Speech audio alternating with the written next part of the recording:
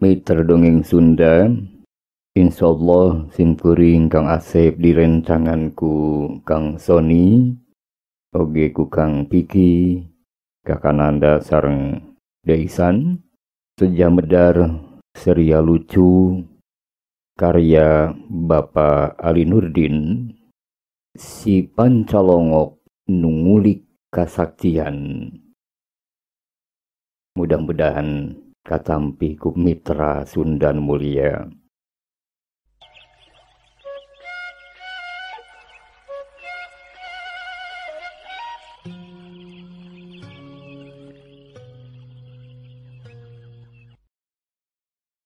Mitra Pasundan Kumadaramang punten sakedap sataesan diteraskeun serial si Pancalongok kirang langkung 8 ka 10 seri.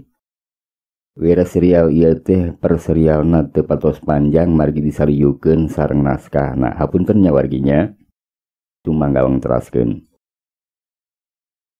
Mitra Pasundan.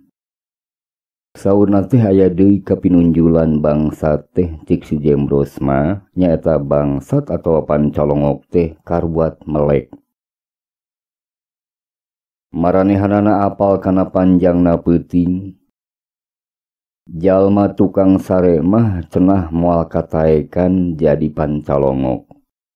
Lamun maksakeun maneh oge percuma. Sabab moal aya hasilna. Pan ari Pancalongok mah nyaeta cocolong ti peuting teh kudu ngadaguan heula sarare batur. Ari ieu sarena kalah miheulaan batur. Atuh hamo moal kaburu babangsat atawa cocolong.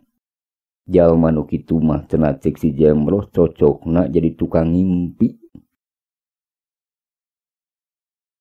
Sabenerna rea keneh pisan kapinunjulan ti Pancalongok teh dibandingkeun jalma-jalma umum sejena ngantang tuna oge ku si Jembros teh kacida dirusiahkeunana. Ari kasang tukang nama mitra lantaran mun kumanehanana dibuja beja ka urang atau ka batur eta teh bisa disebutkeun yen si Jembros ngarempak kode etik Pancalongok. Manehanana bisa keuna ku hukuman ti para Pancalongok sejena. Sumawona lamun kapirengeun ku nu jadi jagerna mah lain pibah laeun nu leutik-leutik. Da kitu geuning cenah mitra dina kahirupan para Pancalongok mah teu bisa leupas ti babaturan jeung ti pamimpinna. Sabab engkena bakal cuang cieung sorangan eueuh batur pakumaha. Mun teu silih tulungan jeung papada Pancalongok deui rek jeung saha. Cik da batur mah moal aya nu daekeun diajak badami ku para Pancalongok iwal ti nu jadi Pancalongok deui. Batur mah tara aya nu karunyaeun ka Pancalongok. Hayangna teh nyiksa jeung mupuas Pancalongok. Malah buat cek maranehna mah Pancalongok teh geus dianggap lain jalma. Bisa jadi darajatna dianggap sajajar jeung sato hewan malah buat leuwih hina tibatan eta. Alasanana cek si Jembros sapedah cenah ari Pancalongok mah hirupna sok ngarugikeun bae ka batur. Padahal mun dipikiri bulak-balik cek si Jembros sabenerna mah nu ngarugikeun batur teh lain Pancalongok wungkul. Dalah masing nu jadi menak oge lamun wani-wani datang ka kantorna kaberangan atawa balik memeh waktuna balik. Eta oge apanan sarua ngarugikeun ka batur ka kantor. Malah ngarugikeun teh cenah lain ka saurang dua urang wungkul. Eta mah kasakur nu sok mayar pajeg. Da manehna digaji tina duit rakyat. Ngandung harti ngarugikeun teh karahayat. Ari rakyat pan rea leuwih rea tibatan jalma nu dirugikeun ku Pancalongok. Sok geura ilikan dina TV lamun keur nyiarkeun wakil rakyat nu keur saridang pan aya kalana kanyahoan aya wakil rakyat nu nyegrek sare. Aya oge nu kalah ngome HP lalajo rekaman adegan itu ieu. Malah teu saeutik wakil rakyat nu embung datang dina waktuna sidang panu kitu teh geus ngarugikeun ka batur kabalarea ngarugikeun rahayat nu diwakilanana jeung ngarugikeun rakyat nu ngagajihna. Di pasar teu saeutik tukang dagang nu sok ngakalan kiloan jeung meteran. Maranehna kadang nyampurkeun barang butut jeung nu alus, nah eta teh lain ngarugikeun ka batur. Jelas eta oge ngarugikeun pisan ka batur. Mangkaning kikituanana teh lain sakali dua kali, tapi mayeng saban poe atuh meureun ngarugikeun baturna oge geus lain ka saurang dua urang. Bisa jadi nu dirugikeun teh geus nepi ka ngarebu reana. Woi, bangsat mah ukur jadi panembluhan euy. Coba we sok pikiranku dulu-dulu. Da sebenarnya mah maranehna oge aya nu leuwih jahat ti urang salaku pancalongok atau bangsa euy. Kitu ceuk si Jabri nyaritana bari ngesek-ngesek kuntungna. Puguh oge urang mah ngarugikeun ka saurang meureun. Geus pada ngarepuk ku masyarakat. Irung ngucur getih beungeut bareng apa euy. Tapi batur nu ngarugikeun rakyat kalah pada ngalem jeung diugung-ugung. Rajeun aya nu wani ngiritik. Ukur rada pak beletek we meureunan meusan. Kadituna terus jempling deui. Da sungutna kata kaburu didumpel meureun ku gepokan duit euy. Tembal si Jemros Mairan. Ceuk pikirna jelema-jelema teh teu adil. Nepi ka pedah cenah sok ngarugikeun batur. Pancalongok teh dijadikeun musuh sararea. Padahal sabenerna rea keneh jalma nu sok leuwih ngarugikeun batur tibatan pancalongok.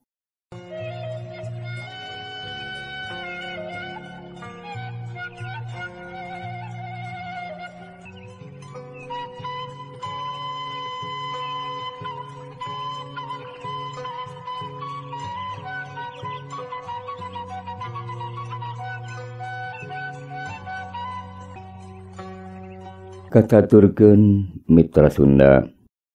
Si Jemros lalakon dina carios ieu. Carios nyambung seria lucu pancalongok. Inyana teh disaprak jadi bangsat. Terus manehna teh ningkatkeun kaahlianana. Kaparigelanana utamana mah dina olah kanuragan. Manehna teh nyoba-nyoba ngulik kasaktian kaditu kadieu. Oge ka senior-seniorna. Terus manehna latihan boh main pona. Boh ilmu kasantikaan didangulinkeun pakarang sarupaning bedog. Boh cara lumpat kumaha lumpat tarik pitu mitra. Meureunan urutan Edwin Moss. Nyaeta salah saurang rajana sprint dina olimpiade kapungkur. Kudu bisa gancang lumpat, kumaha lolos tina kepungan jeung sajabana. Terus diulik ilmu eta teh. Di sagedengan eta, manehna teh khusus dina zaman atau usum pemilu. Si Jemros mah tara pipilueun. Manehna mah salawasna jadi golongan putih atau golput. Manehanana ngarasa teu butuh ku nu ngaranna partai. Masing partai mana boe oge manehna teu butuh. Ari alesanana ceuk pangrasa si Jemros mah teu aya hiji oge partai nu daek merhatikeun aspirasi para pancalongok. Sok sanajan unggal partai gartol ngadagangkeun perubahan, tapi eueuh hiji oge partai nu ngajangjikeun perubahan pikeun para pancalongok alias bangsat. Ngan sok sanajan kitu, lain hartina si Jemros anti kana partai, lain. Sumawona lamun boga maksud deuk ngagagalkeun pemilu mah teu pisan-pisan si Jemros teh. Dina lelembutana si Jembros tetep boga hiji pamadegan yen partai teh dibutuhkeun pikeun pakakas demokrasi. Pemilu tetep kudu aya jeung kudu sukses. Lantaran eta teh mangrupa walungan pikeun ngamalirkeun lelembutan sakumna rahayat dina widang politik. Hanjakalna teh unggal pemilu oge si Jembros masuk bingung nangtukeun pilihanana. Bingungan mikeun sorana kudu ka mana, kudu ka mendi, kudu kasahakeun. Bongan maneh nama ku para caleg teh eueuh nu ngaku ieu. Si Jembros sasatna eueuh nu ngahiap. Lamun teh mah aya nu ngahiap oge manehna bakal tetep cangcaya. Nah nya nu dijadikeun wakil ku manehna teh rek sanggupeun merjuangkeun aspirasina. Itu pananya si Jembros. Si Jembros teu bisaeun kaluar tina kanyataan hirupna. Rumasa cenah jadi jalma nu teu bener. Nu saban waktu nincak jalan salah. Nu matak manehna teu percaya ieu lamun aya wakil rakyat nu rek inget ka manehanana. Da geuning dina kanyataan mah tong boroning ka jalma teu bener pantar manehanana nu cacakna jadi pancalongo. Cacak-cacak ka simpatisan anu balener oge ari geus jeneng mah sok parohoeun. Tapi sabenerna mah ceuk pamikir si Jembros. Yen wakil rakyat nu kitu oge ceuk pamikirna mah teu salah-salah teuing. Da sabenerna mah manehna teh teu kahutangan budi ieu kanu mere sora ka manehanana. Tegesna teu ngarasa kabeungbeuratan ku aspirasi. Da ceuk pangrasana mah meunang sora gede teh ladang meuli.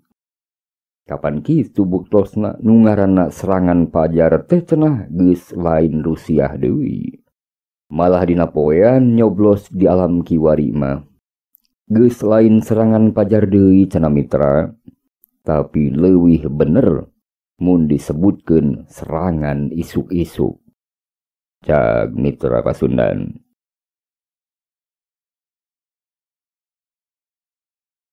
Mitra Pasundan cag heula mitra. Carios nyambung ieu insyaallah ku simkuring sapara kanca diteraskeun deui sanes waktos. Hapunten anu kasuhun tina samudaya kalepatan sareng kahilapanana. Hatur nuhun kana pangdeudeuh sareng pangdoa ti Mitra Pasundan sadayana. Sumangga. Wassalamualaikum warahmatullahi wabarakatuh.